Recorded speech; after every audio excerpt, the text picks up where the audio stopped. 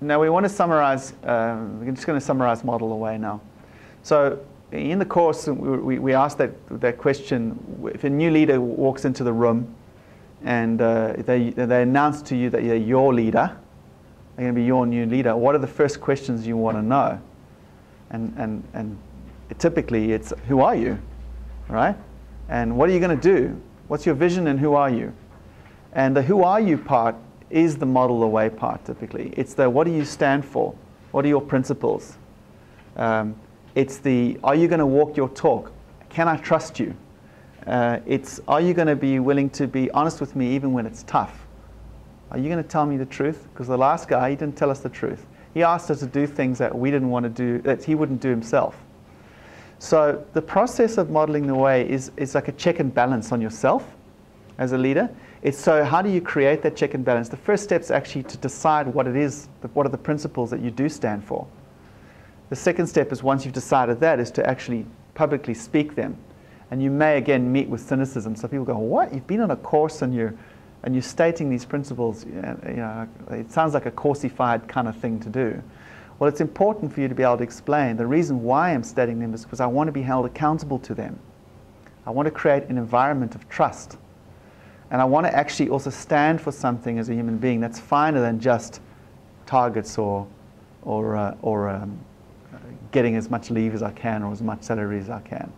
So it also creates meaning and a bond. And if you look at, it's interesting, Jim Kouzis's research shows that organizations that have strong values, funnily enough, are more able to embrace change. Because the values give a kind of strong solidity, a kind of sense of identity. That even while things are changing around us, at least we know we've got that solid identity, that base, that sense of this is who we are. So the leader's task is to state your values, find out your values, the things that you're willing to sacrifice for. So great leadership is the willingness to be disapproved of, the willingness to even lose your job over standing for something finer. It's that conviction. And that's also what inspires people, ironically enough, is the person willing to risk. It also means, again, an awareness of yourself and not asking people to do things that you wouldn't do yourself. So the most classic one of that is a leader's role is to give their team feedback, right, on their performance. Now, a lot of leaders struggle with that even. But if you're going to give your members' team feedback on their performance, then you're going to want to be receiving feedback on your performance as a leader. That's modeling the way. That's saying what's good for me is good for you. You know, what's good for you is good for me. If you're going to pull your staff members up on inappropriate behaviors that don't serve the team, then it's crucial that you actually invite you yourself to be pulled up on behaviors that don't suit the team, or don't serve the team, or don't serve the organization.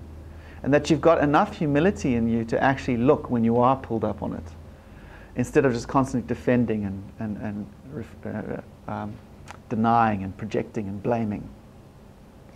And the other crucial piece around model the way is honesty, and I've mentioned already, is really challenging. Honesty is such a challenging practice because sometimes it's unpopular. Sometimes you're exposing yourself.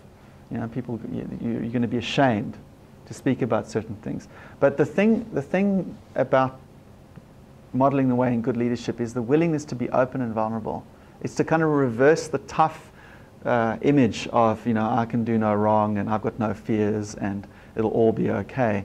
To start speaking about, actually, no, I do have some fears and I have maybe done something that I'm not particularly proud of, and here's what it looks like.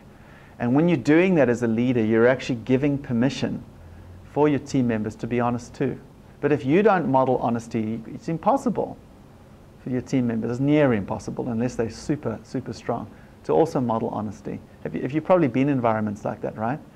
When the leader ain't honest, you can just forget about the team being honest. It's a culture of fear. And I don't know about you, but I don't particularly enjoy working environments or being around environments that are dishonest. It's really splitting. It's uncomfortable. And that's the last piece of modeling the way is about bringing integrity to your own self. And at the deepest level, it's about creating a contented life. Because if you're living out of alignment with your values, with what's really important to you, for the sake of the next quick fix, the next drink, the next whatever, the next kind of piece of food, or if health's a value and you just keep eating because it's just too bloody difficult to live health as a value. If you don't have that clarity of living your values, you end up kind of living in this grey, split, weird world where you're not quite alive and you're not quite dead. And ironically enough, it's what our consumer culture loves.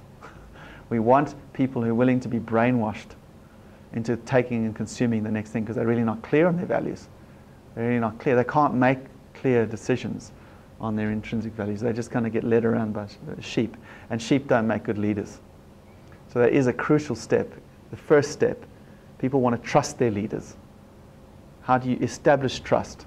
You get clear on your values and you live them and you get held accountable to them when you're not living them. You invite that consistently, that feedback. And you accept it as a gift when someone points out that you're not living your values, because it is a gift. It helps you realign yourself with what you actually treasure.